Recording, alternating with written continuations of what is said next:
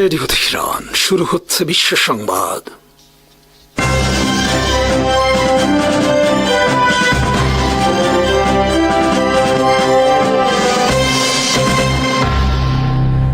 শুরুতেই সংবাদ শিরোনাম।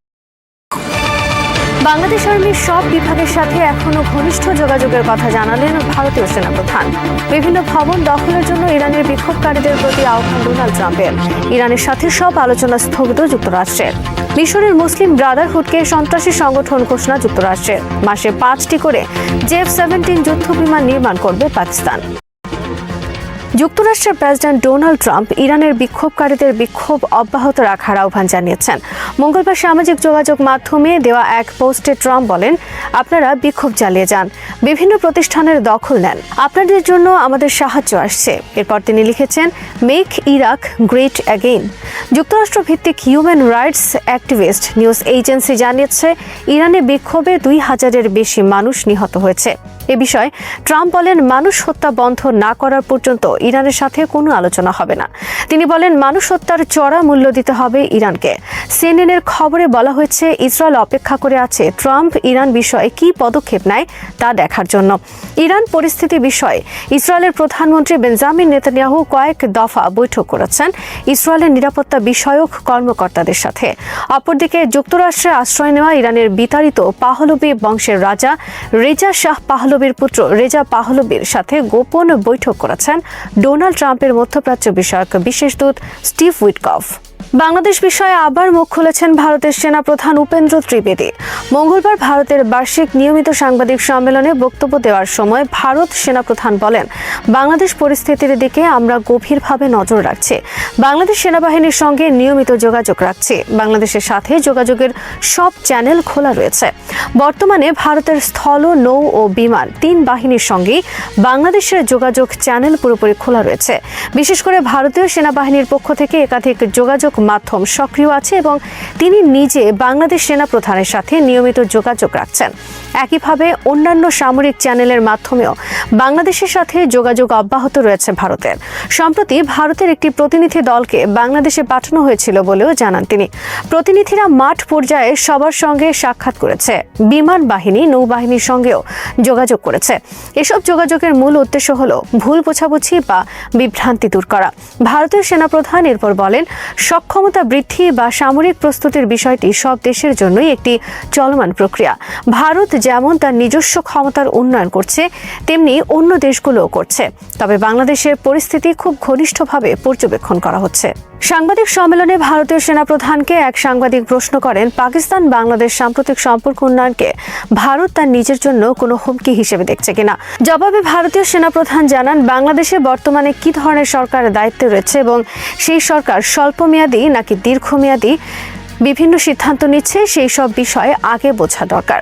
তিনি বলেন, বর্তমান অন্তর্বর্তীকালীন সরকার কি 4-5 মাসের সিদ্ধান্ত নিচ্ছে নাকি আগামী 4-5 বছরকে সামনে রেখে সিদ্ধান্ত নিচ্ছে, এই প্রেক্ষাপটেই ভারতের প্রতিক্রিয়া প্রয়োজন কিনা তা মূল্যায়ন করা হবে। তিনি বলেন, পরিস্থিতি বুঝে বিচার বিশ্লেষণ করাই এই মুহূর্তে ভারতের মূল লক্ষ্য। সম্প্রতি পাকিস্তান, চীন ও তুরস্কের সাথে বাংলাদেশের কূটনৈতিক, বাণিজ্যিক, নিরাপত্তা ও প্রতিরক্ষা সম্পর্ক উন্নয়ন বিষয়ক যেসব খবর সামনে এসেছে তাতে ভারত গভীরভাবে উদ্বিগ্ন হয়ে পড়েছে। এক সপ্তাহ আগে চীনে চীন পররাষ্ট্রমন্ত্রী পর্যায়ে গুরুত্বপূর্ণ একটি বৈঠক অনুষ্ঠিত হয়েছে। সেই বৈঠকে চীন পাকিস্তান নিরাপত্তা বলয়ে বাংলাদেশকে রাখার বিষয়ে গভীরভাবে আগ্রহ দেশ দুটি। পাকিস্তানের পররাষ্ট্রমন্ত্রী ইসহাক দার বেইজিং থেকে ফোনে কথা বলেন বাংলাদেশের পররাষ্ট্র উপদেষ্টার সাথে। এরপর পাকিস্তানের পররাষ্ট্রমন্ত্রী জেদ্দায় বাংলাদেশের পররাষ্ট্র উপদেষ্টার সাথে দ্বিপাক্ষিক বৈঠক করেন।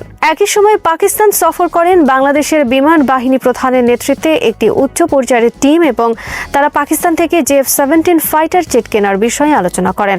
পাকিস্তানের গণমাধ্যমের খবরে বলা হয়েছে, বাংলাদেশ পাকিস্তানের সাথে সৌদি মডেলের কাছাকাছি ধরনের প্রতিরক্ষা চুক্তিতে আগ্রহী। এরই মধ্যে পাকিস্তান সহ আন্তর্জাতিক গণমাধ্যমের আরেকটি খবরে নতুন করে উত্তাপ ছড়িয়ে পড়ে ভারতে। তাতে বলা হয়, সৌদি পাকিস্তান প্রতিরক্ষা জোটে যুক্ত হতে যাচ্ছে তুরস্ক ও বাংলাদেশ। বিশ্লেষকদের মতে, পাকিস্তান, চীন, তুরস্ক, বাংলাদেশ নিয়ে ন্যাটো আদলে কোনো প্রতিরক্ষা জোট হলে সেটা এই অঞ্চলে ভারতের জন্য বড় ধরনের হুমকি হিসেবে আবির্ভূত হবে। বাংলাদেশ কেন্দ্রিক এসব খবরে ভারত কতটা ভীত হয়ে পড়েছে তা বোঝা যায় তাদের বিভিন্ন বক্তব্য ও কর্মকাণ্ডে। ভারত ইতোমধ্যে বাংলাদেশ সীমান্তে 4টি গ্যারিসন চালু করেছে। দ্বিতীয় বিশ্বযুদ্ধের পর থেকে পরিত্যক্ত বাংলাদেশ সীমান্তের কাছে 5টি এয়ারফিল্ডও নতুন করে চালুর উদ্যোগ নিয়েছে। বাংলাদেশের কাছে পশ্চিমবঙ্গের হলদিয়ায় স্থাপন করতে যাচ্ছে নৌঘাঁটি।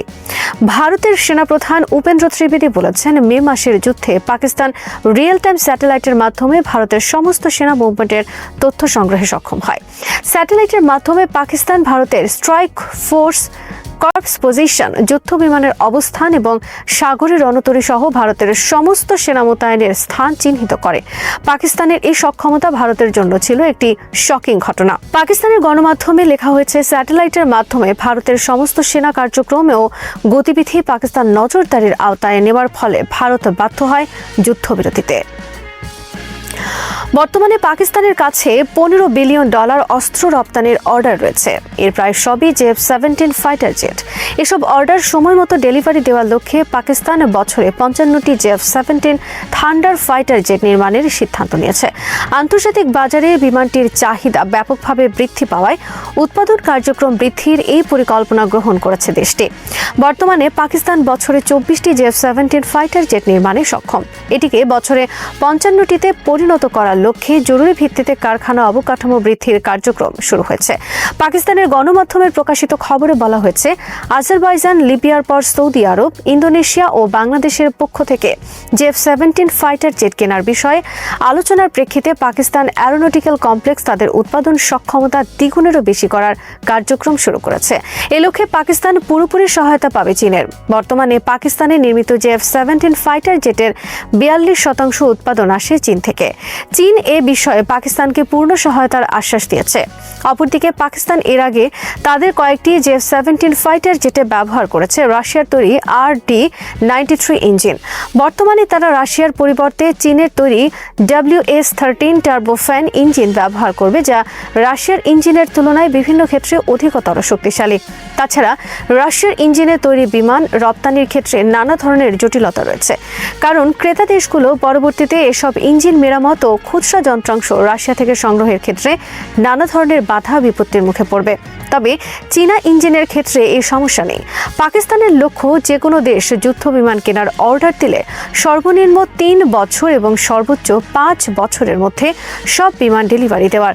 F-17 ফাইটার জেট যৌথভাবে নির্মাণ করছে চীনের চেংদু এয়ারক্রাফট কর্পোরেশন ও পাকিস্তানের অ্যারোনটিক্যাল কমপ্লেক্স। তবে চুক্তি অনুযায়ী উভয় দেশ স্বাধীনভাবে এই বিমান নির্মাণ ও রপ্তানি চুক্তি করতে পারে, আর এক্ষেত্রে এক দেশ অপর দেশকে সহায়তা করবে এই বিমান নির্মাণে। বস্তুত পাকিস্তান এই যুদ্ধ বিমান রপ্তানির বিপুল অর্ডার পাওয়ায় লাভবান হচ্ছে চীনও, কারণ বিমানটির ইঞ্জিন সহ পুরো সাবসিস্টেম ও কাঠামোর প্রায় অর্ধেক সরবরাহ করে থাকে চীন। বস্তুত চীন তাদের চেংদু F-17 ফাইটার জেটে পাকিস্তানকে অংশীদার করার ফলে মুসলিম দেশগুলোতে পাকিস্তানের মাধ্যমে এই যুদ্ধ বিমান বিক্রি করার একটি বড় সুযোগ পেয়েছে। বিনিময়ে পাকিস্তানও যুদ্ধ বিমান তৈরির ক্ষেত্রে বড় ধরনের সক্ষমতা লাভ করেছে এবং বৈপ্লবিক পরিবর্তন এসেছে দেশটির সমরাস্ত্র নির্মাণ শিল্পে। F-17 যুদ্ধ বিমান রপ্তানির মাধ্যমে পাকিস্তান রাতারাতি নাম লেখাতে যাচ্ছে বিশ্বের শীর্ষ 10টি সমরাস্ত্র রপ্তানিকারক দেশের তালিকায়। বর্তমানে $15 বিলিয়ন সমরাস্ত্র বিক্রি প্রক্রিয়াধীন রয়েছে দেশটিতে, যা 2026 সালের মধ্যে শেষ হবে। এদিকে মঙ্গলবার পাকিস্তান মরক্কোর সাথে প্রতিরক্ষা সহযোগিতা বিষয়ক একটি সমঝোতা স্মারক স্বাক্ষর করছে। পাকিস্তানের প্রতিরক্ষা মন্ত্রী খাজা আসিফ মরক্কো সফরের সময় মঙ্গলবার এই চুক্তি স্বাক্ষর করেন। এর ফলে মরক্কোও ভবিষ্যতে পাকিস্তানের সমরাস্ত্র রপ্তানির পথ সুগম হলো। মিশরের ইসলামপন্থী প্রাচীন রাজনৈতিক দল ইখওয়ানুল মুসলিমিন বা মুসলিম ব্রাদারহুডকে সন্ত্রাসী সংগঠন হিসেবে আখ্যায়িত করেছে যুক্তরাষ্ট্র। একই সঙ্গে লেবানন ও জর্ডানের মুসলিম ব্রাদারহুডকেও সন্ত্রাসী সংগঠন হিসেবে আখ্যায়িত করা হয়েছে। মঙ্গলবার প্রেসিডেন্ট ডোনাল্ড ট্রাম্প এসব দেশের মুসলিম ব্রাদারহুডকে সন্ত্রাসী সংগঠন হিসেবে তালিকাভুক্ত করার নির্দেশ দেন। ট্রাম্প প্রশাসন সারা বিশ্বে ইসরায়েল বিরোধী সমস্ত সশস্ত্র সংগঠনের বিরুদ্ধে অপারেশন শুরু করেছে। এরই অংশ হিসেবে মুসলিম ব্রাদারহুডের মতো রাজনৈতিক দলকেও সন্ত্রাসী সংগঠনের তালিকায় অন্তর্ভুক্ত করল। 2011 সালে মুসলিম ব্রাদারহুডের নেতৃত্বে মিশরের তাহরির স্কয়ার ভিত্তিক গণ অভ্যুত্থান ঘটে এবং পতন হয় দীর্ঘ স্বৈরশাসক হোসনি মোবারকের। এরপর নির্বাচনে মুসলিম ব্রাদারহুড বিজয়ী হয়ে ক্ষমতায় বসে। দেশটির প্রেসিডেন্ট হন মুসলিম ব্রাদারহুড দলের নেতা মোহাম্মদ মুরসি। কিন্তু পতিত হোসনি মোবারকের উত্তরসূরি general Abdul Fattah al CC সেনা অভ্যুত্থান করে ক্ষমতা গ্রহণ করেন, বন্দী করেন প্রেসিডেন্ট মুরসিকে। সাজানো বিচার চলাকালে জেলখানায় তার মৃত্যু হয়। এছাড়া জেনারেল সিসি মিশরের আর্মি সহ সমস্ত বাহিনীকে লেলিয়ে দেন মুসলিম ব্রাদারহুড দমনের জন্য। সারা দেশে হাজার হাজার মুসলিম ব্রাদারহুড নেতাদের গ্রেফতার ও হত্যার মিশন শুরু হয়, যা আজও চলমান রয়েছে। এই অবস্থায় কিছু এলাকায় মুসলিম ব্রাদারহুডের কর্মীরা সরকারি বাহিনীর বিরুদ্ধে কিছু হামলা পরিচালনা করে। এই ঘটনার জের ধরে মিশরের জেনারেল সিসি সরকার তাদেরকে সন্ত্রাসী সংগঠন হিসেবে আখ্যায়িত করার উদ্যোগ নেয় যুক্তরাষ্ট্রের মাধ্যমে। হাসান আল বান্না 1928 সালে মুসলিম ব্রাদারহুড প্রতিষ্ঠা করেন। তাদের লক্ষ্য জনগণের সমর্থন নিয়ে ক্ষমতায় গিয়ে ইসলামী শাসন ব্যবস্থা প্রতিষ্ঠা করা। গোটা মধ্যপ্রাচ্যের বিভিন্ন দেশে পরবর্তীতে এই আন্দোলন ছড়িয়ে পড়ে। শুরু থেকেই মিশর সহ দেশে দেশে তাদেরকে দমনের জন্য কঠোর পথ বেছে নেওয়া হয়। পাকিস্তান, ভারত ও বাংলাদেশে জামায়াতে ইসলামী সহ ইসলামপন্থী যে রাজনীতি চলমান রয়েছে, তাও মূলত গড়ে তোলা হয় মিশরের মুসলিম ব্রাদারহুড মতবাদের ধারায়। ইসরায়েল ও যুক্তরাষ্ট্রের মদতপুষ্ট সশস্ত্র দাঙ্গার প্রতিবাদে এবং ইরানি প্রশাসনের প্রতি সমর্থন পুনর্ব্যক্ত করতে রাজধানী তেহরান সহ বিভিন্ন প্রদেশের রাজপথে নেমে এসেছেন লাখ লাখ মানুষ। এই অবস্থায় ইরানের সরকার বিরোধী বিক্ষোভ অনেকটাই দুর্বল হয়ে পড়েছে। পরিস্থিতি সম্পূর্ণ নিজেদের নিয়ন্ত্রণে বলে জানিয়েছেন ইরানের পররাষ্ট্রমন্ত্রী আব্বাস আরাকচি। সার্বিক পরিস্থিতি বিবেচনায় মার্কিন প্রেসিডেন্ট ডোনাল্ড ট্রাম্প ইরানের বিরুদ্ধে সামরিক অভিযানের হুমকি থেকে বেশ খানিকটা সরে এসেছেন। এর পরিবর্তে তিনি ইরানের বন্ধু রাষ্ট্রগুলোর উপর শুল্ক বাড়ানোর পদক্ষেপ নিয়েছেন। নিজ মালিকানাধীন সামাজিক মাধ্যম ট্রুথ সোশ্যালে সোমবার ট্রাম্প বলেন, যেসব দেশ ইরানের সঙ্গে ব্যবসা করবে যুক্তরাষ্ট্রের সঙ্গে তাদের করা যে কোনো ব্যবসার উপর 25% শুল্ক দিতে হবে। এই আদেশ চূড়ান্ত ও সিদ্ধান্তমূলক। এটি অবিলম্বে কার্যকর হবে। মার্কিন সংবাদ মাধ্যমগুলো বলছে, জুনের সামরিক অভিযানের অভিজ্ঞতা মাথায় রেখে ইরানের বিরুদ্ধে এ ধরনের পদক্ষেপে যেতে প্রেসিডেন্টকে বারণ করছেন তার ঘনিষ্ঠরা। গত বছরের জুনে ইরানের পরমাণু স্থাপনাগুলোর উপর হামলা চালিয়েছিল যুক্তরাষ্ট্র। এর জবাবে কাতারে অবস্থিত মার্কিন ঘাঁটিতে ভয়াবহ আঘাত হানে ইরান। ক্ষয়ক্ষতির মুখে পাল্টা পদক্ষেপ থেকে বিরত থেকে যুদ্ধবিরতিতে আসতে বাধ্য হয় ওয়াশিংটন। আল মায়াদিনের সংবাদদাতা জানিয়েছেন, সোমবার তেহরান থেকে শুরু করে দক্ষিণ পূর্বের সিস্তান, বেলুচিস্তান পর্যন্ত প্রায় 10 লাখ মানুষ ইরানে বিদেশি হস্তক্ষেপের বিরুদ্ধে মিছিল সমাবেশে অংশ নেন। তারা ইরানের পতাকা বহন করে যুক্তরাষ্ট্র ও ইসরায়েলের বিরুদ্ধে কঠোর ভাষায় স্লোগান দেন। তারা স্পষ্ট ভাষায় বলেন, ইরানের অভ্যন্তরীণ বিষয়ে বিদেশি হস্তক্ষেপ কোনোভাবেই বরদাস্ত করা হবে না। রাষ্ট্রীয় টেলিভিশনে সরাসরি সম্প্রচারিত ফুটেজে জাহিদান, বিরজান্দ এবং কেরমান সহ বিভিন্ন শহরে বিশাল সমাবেশের চিত্র দেখা গেছে। যতদূর চোখ যায় মানুষ আর মানুষ। তেহরানের পক্ষ থেকে স্পষ্ট বার্তা দেওয়া হয়েছে, শান্তিপূর্ণ প্রতিবাদে বাধা নেই, তবে সশস্ত্র বিশৃঙ্খলা এবং বিদেশি মদতপুষ্ট সহিংসতা সহ্য করা হবে না। বিক্ষোভের পাশাপাশি বেশ কিছু শহরে সশস্ত্র দাঙ্গায় নিহত নিরাপত্তা বাহিনীর সদস্যদের জানাজা অনুষ্ঠিত হয়। উত্তর খোরাসান প্রদেশের বোজনুর্দে 2 পুলিশ কর্মকর্তার দাফন সম্পন্ন হয়। এছাড়া গাছ সারান ও ইলাম শহরেও প্রাণ হারানো নিরাপত্তা কর্মীদের সম্মানে শোক মিছিল অনুষ্ঠিত হয়েছে। এই দাফন ও শোক মিছিলগুলোতে শোকার্ত ইরানিদের জনসমুদ্র তৈরি হয়। তারা ইসরায়েল ও যুক্তরাষ্ট্রের পতন চেয়ে স্লোগান দেন। মার্কিন প্রেসিডেন্ট ডোনাল্ড ট্রাম্পের বিরুদ্ধে কঠোর হুঁশিয়ারি উচ্চারণ করেছেন ইরানের পররাষ্ট্রমন্ত্রী আব্বাস আরাকচি। তিনি সাফ জানিয়েছেন, ওয়াশিংটন যদি ইরানকে পরীক্ষা করতে চায় তবে তেহরান যুদ্ধের জন্য সম্পূর্ণ প্রস্তুত। সোমবার আল জাজিরা আরাবিককে দেয়া এক সাক্ষাৎকারে তিনি এই মন্তব্য করেন। আব্বাস আরাকচি বলেন, গত বছরের জুনে 12 দিন ব্যাপী মার্কিন ইসরায়েলি আগ্রাসনের তুলনায় ইরান এখন সামরিকভাবে অনেক বেশি শক্তিশালী ও প্রস্তুত। আরাকচি বলেন, ওয়াশিংটন যদি আবারও সেই সামরিক বিকল্পের পরীক্ষা নিতে চায় যা তারা আগেও করেছে, তবে আমরা তার জন্য তৈরি আছি। ইরানের পররাষ্ট্রমন্ত্রী উল্লেখ করেন, অর্থনৈতিক সংকটের প্রতিবাদে শুরু হওয়া শান্তিপূর্ণ আন্দোলনে সন্ত্রাসবাদী উপাদান অনুপ্রবেশ করেছে। এই সশস্ত্র গোষ্ঠীগুলোই বিক্ষোভকারী এবং নিরাপত্তা বাহিনীকে লক্ষ্যবস্তু বানিয়ে দেশে বিশৃঙ্খলা সৃষ্টি করছে। যুক্তরাষ্ট্রের বিশেষ দূত স্টিভ উইটকফের সঙ্গে নিয়মিত যোগাযোগ বজায় রাখার কথা স্বীকার করে আরাকচি বলেন, ওয়াশিংটনের প্রস্তাবিত ধারণা এবং আমাদের দেশের বিরুদ্ধে তাদের হুমকি, এই দুটি বিষয় একসাথে চলতে পারে না। পররাষ্ট্রমন্ত্রী সতর্ক করে বলেন, ইসরায়েলের স্বার্থ রক্ষায় কিছু পক্ষ ওয়াশিংটনকে যুদ্ধের দিকে টেনে নেওয়ার চেষ্টা করছে। তিনি যুক্তরাষ্ট্রকে হুমকির পথ পরিহার করে বিচক্ষণ সংলাপের পথ বেছে নেওয়ার আহ্বান জানিয়েছেন।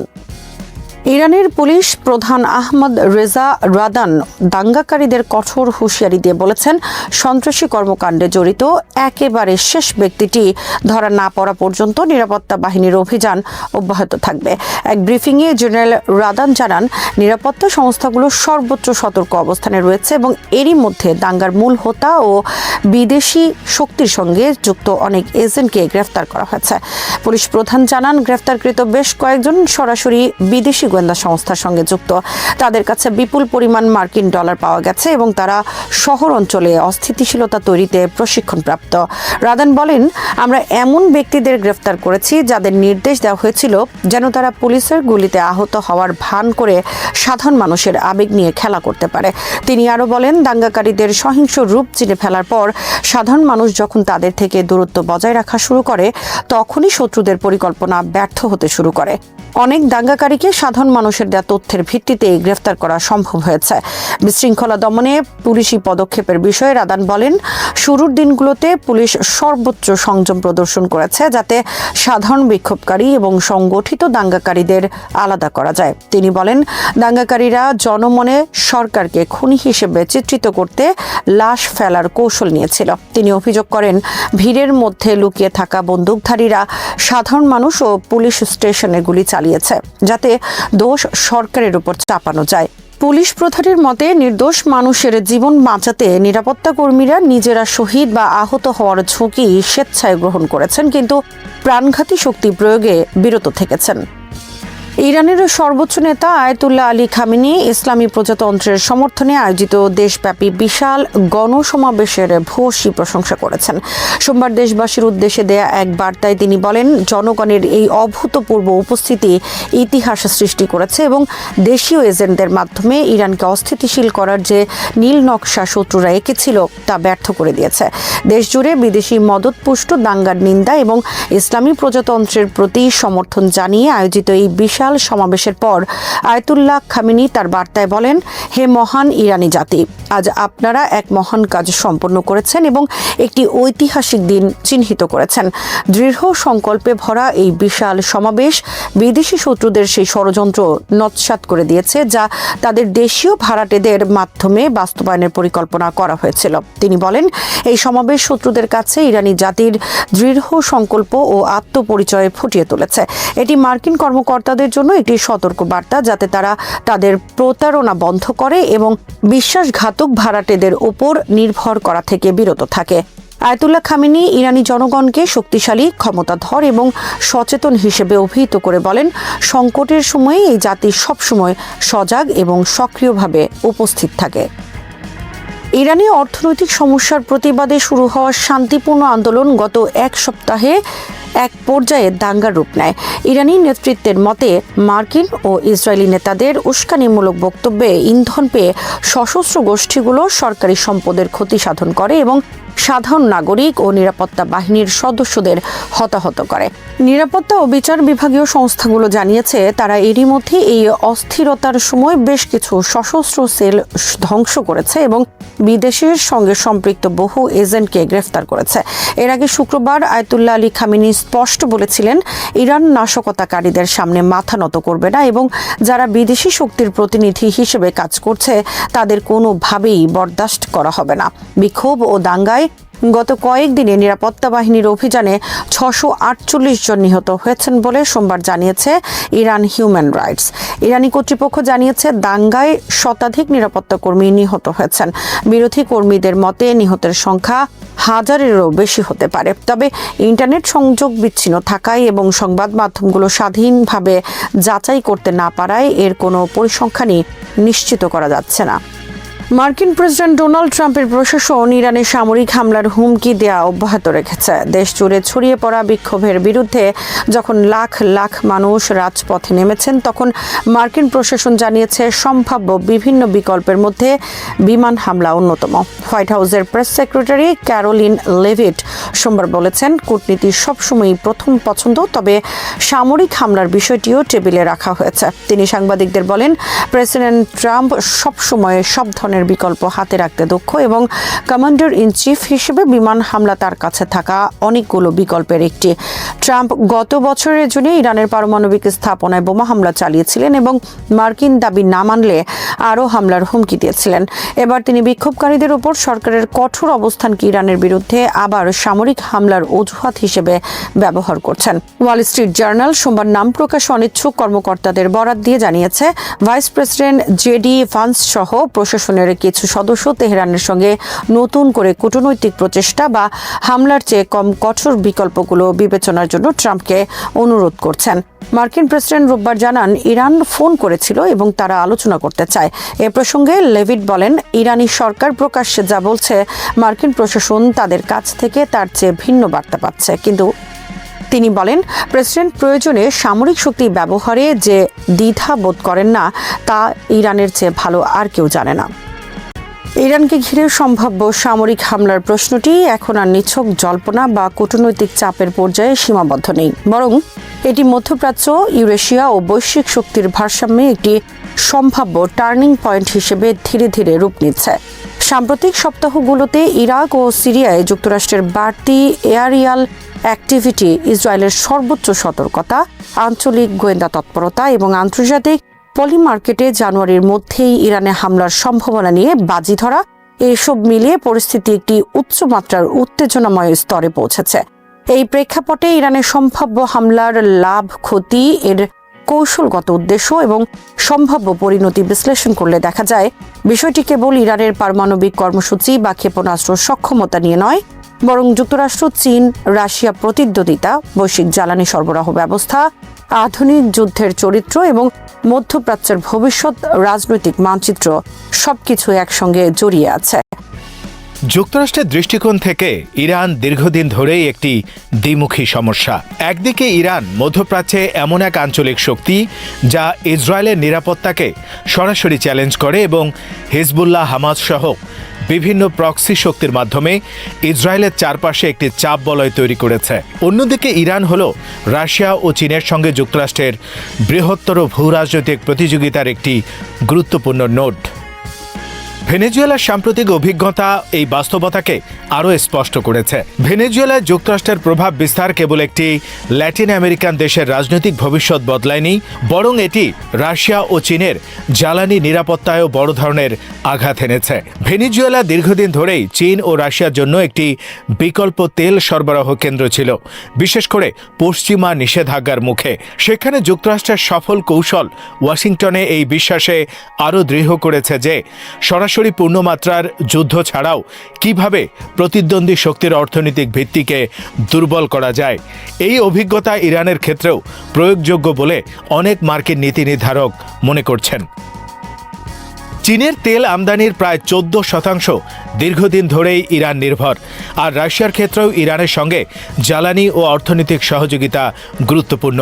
ইরানে বড় ধরনের সামরিক হামলা বা রেজিম চেঞ্জ ঘটাতে পারলে এই দুই শক্তির অর্থনীতির উপর পরোক্ষ কিন্তু গভীর প্রভাব পড়তে পারে। শুধু তেল সরবরাহ ব্যাহত হওয়াই নয়, বরং ইরানের মাধ্যমে যে বিকল্প লজিস্টিক ও অর্থনৈতিক চ্যানেলগুলো রাশিয়া ও চীন ব্যবহার করে আসছে, সেগুলোর বড় ধরনের ক্ষতি হতে পারে। ফলে ইরানকে দুর্বল করা মানে এক ঢিলে একাধিক পাখি মারা। ইসরায়েলের নিরাপত্তা নিশ্চিত করা, মধ্যপ্রাচ্যে মার্কিন প্রভাব পুনঃপ্রতিষ্ঠা করা এবং একই সঙ্গে রাশিয়া ও চীনের অর্থনৈতিক ও কৌশলগত সক্ষমতায় চাপ সৃষ্টি করা। এই প্রেক্ষাপটে ইরানের সম্ভাব্য হামলার ধরন নিয়েও বিশ্লেষকদের মধ্যে নতুন করে আলোচনা শুরু হয়েছে। আগের মতো শুধু পারমাণবিক স্থাপনা বা ক্ষেপণাস্ত্র ঘাঁটি লক্ষ্য করে সীমিত হামলার ধারণা এখন আর যথেষ্ট বলে মনে করা হচ্ছে না।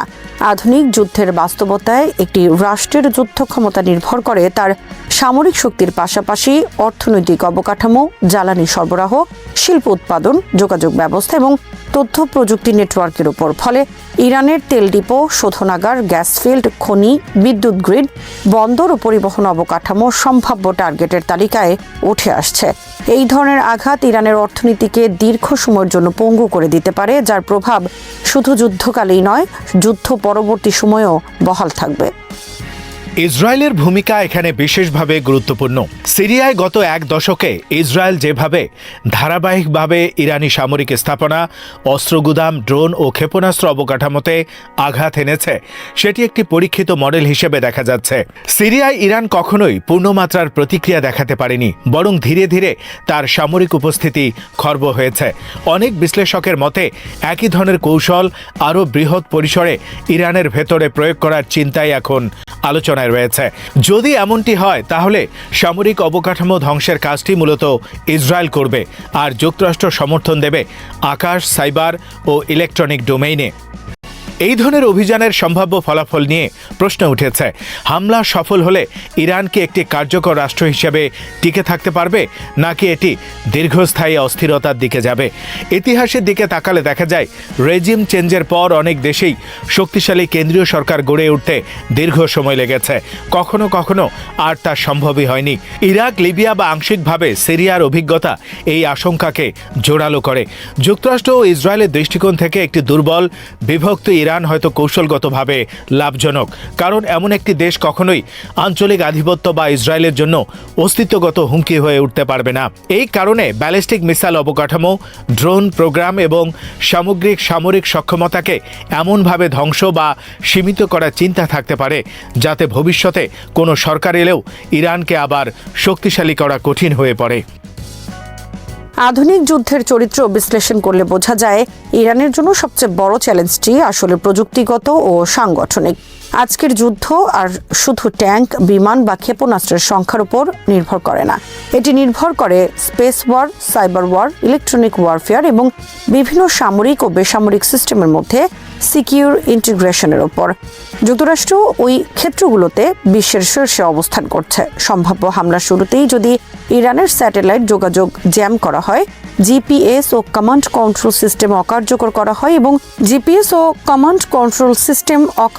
করা হয় এবং গুরুত্বপূর্ণ ডিজিটাল নেটওয়ার্কে ম্যালওয়্যার ঢুকিয়ে স্যাবোটেজ চালানো হয়, তাহলে ইরানের প্রচলিত সামরিক ইউনিটগুলো কার্যত অন্ধ ও বধির হয়ে পড়তে পারে।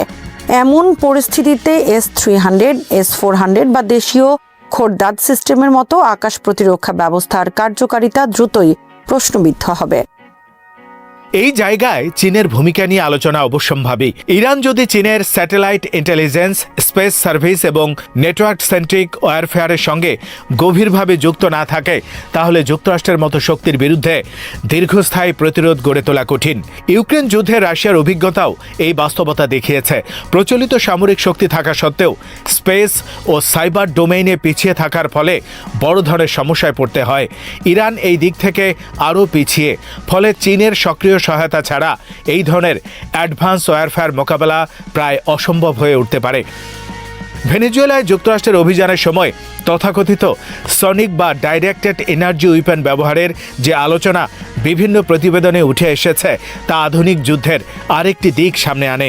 সরাসরি প্রাণঘাতী হামলা ছাড়াই শত্রুপক্ষের সেনা ও নিরাপত্তা বাহিনীকে অচল করে দেওয়ার সক্ষমতা ভবিষ্যতের যুদ্ধে বড় ভূমিকা রাখতে পারে। যদি এই ধরনের প্রযুক্তি ইরানের ক্ষেত্রে ব্যবহৃত হয়, তাহলে বড় ধরনের গ্রাউন্ড অপারেশন ছাড়াই প্রতিরোধ ভেঙে দেয়া সম্ভব হতে পারে। বাস্তবে ইরানে পূর্ণমাত্রার স্থল অভিযান চালানোর সম্ভাবনা কম, কারণ সেটি বিপুল ব্যয়বহুল ও রাজনৈতিকভাবে ঝুঁকিপূর্ণ। কিন্তু আকাশ, সাইবার ও ইলেকট্রনিক ডোমেইনে সমন্বিত আঘাত এনে দেশটির প্রতিরোধ ক্ষমতা ভেঙে দেয়া তুলনামূলকভাবে কম ঝুঁকির কৌশল হিসেবে বিবেচিত হতে পারে।